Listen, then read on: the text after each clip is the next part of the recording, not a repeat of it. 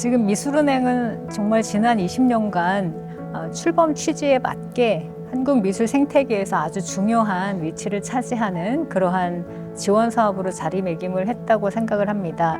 처음에는 이제 신진 작가 지원이지만 이 부분이 이제 확대되긴 했지만 그런 작가 지원이라는 측면, 그리고 문화를 향유하는 것, 특히 일상 공간 속에서 문화를 향유하게 하는 것, 그리고 미술 시장을 활성화하게 하는 것, 이 세 가지 이 목표를 이제 이루어 오고 있었다고 생각을 하고요. 그리고 거기에 더해서 사실은 국가미술품의 전문적 관리라고 하는 초창기에 생각하지 못했던 기능도 추가가 되면서 정말로 중요한 역할을 하는 곳이 됐다고 생각을 합니다. 특히 이제 미술 시장이 이렇게 부침을 겪는 과정 속에서 미술은행이 전혀 이제 미술계 안에서 이제 시장에 진입하지 못했던 작가들의 작품을 꾸준히 구입해 줬다는 것은 그 미술가들의 어떤 경제적 활동에도 굉장히 도움을 주었을 뿐만 아니라 작가를 초기에 발굴하는 데도 큰 역할을 했기 때문에 상당히 공공적 역할이 컸다고 생각을 하고요.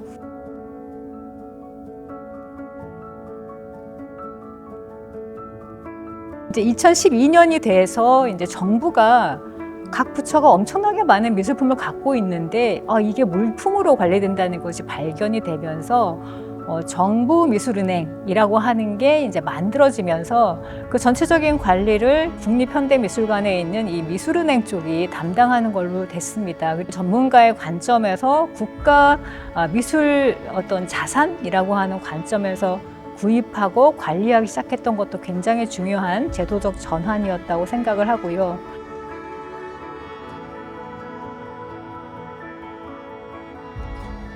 사회복지시설이라든가 또는 아니면 요양시설이라든가 이렇게 그런 시설들 같은 경우에는 사실은 실제로 미술시장에서 수요자도 아닐 뿐만 아니라 공공적인 목적에서 일반 시민들이 이제 많이 활용하는 곳인데 그 문화 향유라고 하는 측면에서 굉장히 중요한 공간인데 이제 그런 곳을 좀 어떻게 생각할 수 없을까 이런 생각도 들고, 그 다음에 이번에 데몬 헌터스 보니까 그것 때문에 가장 수혜를 받은 데가 국립중앙박물관 아닙니까? 이것처럼 한류의 영향이 사실은 미술 쪽, 그 다음에 박물관 쪽까지, 전시 쪽까지 영향을 주고 있기 때문에 이런 걸 생각하면 미술은행이 그렇게 이제 좋은 작품들을 어쨌든 꾸준히 수집을 해왔는데 그거 가지고 해외에서 좀 더 많은 활동을 한다면 더 좋은 역할을 할 수 있지 않을까라고 생각해서 이런 부분들을 더 강조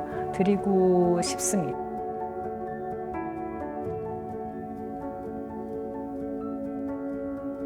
홍보에서 되게 중요한 게 뭐냐면 신진 작가가요, 미술은행에서 먼저 샀었는데 나중에 미술관에서 전시를 하게 된다든가 컬렉션을 했다든가 아니면은 미술시장에서 굉장히 고가에 팔렸다든가 이런 기록들이 분명히 있을 텐데 그 후속 작업이 전혀 없다는 게 좀 아쉬운 것 같아요. 사실 그거야말로 정말 미술은행이 작가 지원에서 가지는 성과가 아닐까라고 해서 그 부분 좀 포함했으면 좋겠고요. 그런 사업을 할 때 작가를 모집해서 할 수도 있지만 또 이 공공미술은행에서 갖고 있는 미술품을 추려가지고 그 작품들을 돌린다면 작은 미술관들이 더 활성화될 수 있다고 생각을 합니다.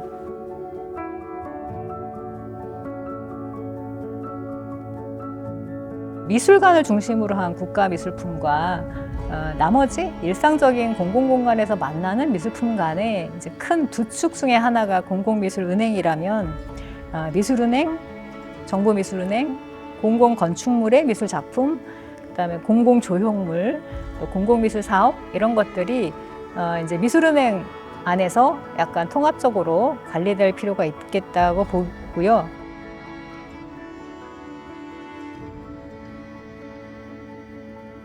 공공미술품을 이제 물품이 아니라 국가미술자산으로, 국유자산으로 인식하는 관점의 전환 부분이 훨씬 더 명확하게 정립될 필요가 있고요. 그 다음에 이제 그 전체를 관리하는 관리 체계의 중심으로 공공미술은행이 얘기가 된다면 훨씬 더 좋은 이제 체계를 가지고 시작할 수가 있게 될 것 같습니다. 그리고 이제 이런 부분들이 이제 잘 됐을 경우에 앞으로 20년이 저는 더 기대가 될 것 같습니다.